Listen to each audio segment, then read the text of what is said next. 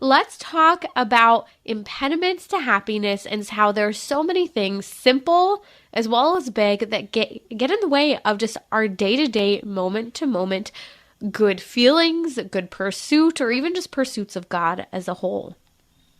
Yeah. Okay.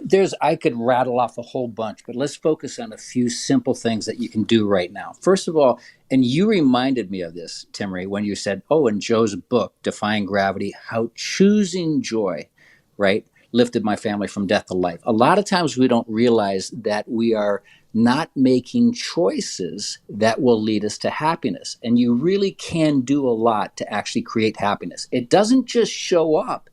It has to do with your focus. It has to do with the activities you engage in and everything else. So a lot of times, again, social media, why does that make us unhappy? How is that an impediment to our happiness? Well, because you're always looking at all those wonderful photos and posts, and you're looking at your own life saying, oh, wow, I don't quite measure up. So I'd say that would be the first thing to do is like check that social media time. Stop making those comparisons. Remember, Paul speaks about it in Corinthians. He talks about the body of Christ. One is the head, one is the eye, one is the arm. We're not meant to compare ourselves with one another. So that would be the first thing that I would say.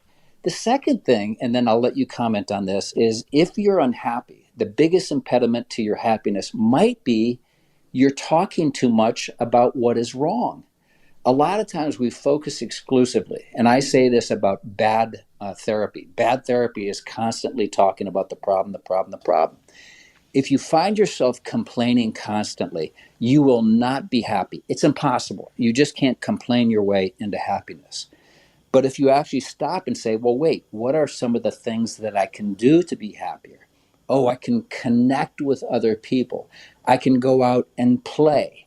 I can go out and serve other people. I can learn a new skill. We have to push ourselves. We have to get beyond our comfort zone. And when we do that, then we actually begin to feel really good about ourselves.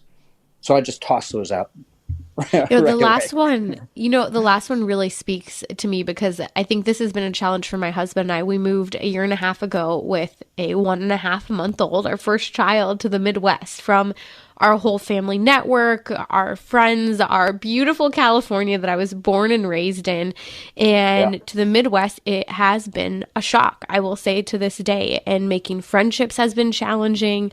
The weather, from the humidity to the long, cold winters, there have been so many things. And it's easy for us to talk about, oh gosh, we can't even find good food that we like, being stuck up California. So I could go on and on. But what we kind of hit this point where, like, yes, we want to and we're trying to move back all in God's timing. But at the same time, you can completely, or we have completely at times, I think, prevented ourselves from seeing the abundance of gifts God's given us here. And really, even though it's hard to make those friendships, like pushing some friendships to happen, taking solace in our marriage that we have. And yes, there's this isolation, but fostering that marriage and that relationship, there are so many things to focus on that are good, that are difficult, but that we could just be obsessed with the idea of being back in California and completely miss, for whatever reason, why God has put us right where he has today. Yes, that's a great way to put it. My favorite example, and I speak about this as a therapist with those who come to see me who are Catholic or Christian, is Paul's letter to the Philippians chapter 4. When you look at the Apostle Paul's life, it was brutal. I mean, he was beaten and left for dead. He was shipwrecked. He was imprisoned. He was starved. He had a brutal existence. But in Philippians chapter 4, he says a couple of things, and I'll just paraphrase it. He said, whatever is true or noble or beautiful or the things to praise, focus on these things. And a real impediment to our happiness is our focus. Paul could have focused on all of the brutalities that he had suffered, all of the iniquities he had suffered, and nobody could really say, hey, Paul, come on, lay off it. They were legitimate. But he Right. focused on all of the good. And psychologically speaking, again, that's something that we can do. We can either choose to see what is good, the blessings right around us, or we can focus on what we lack. Mm. That is going to lead us to greater despair. But if we focus and see what is good, the blessings in our life, that will lead us to happiness.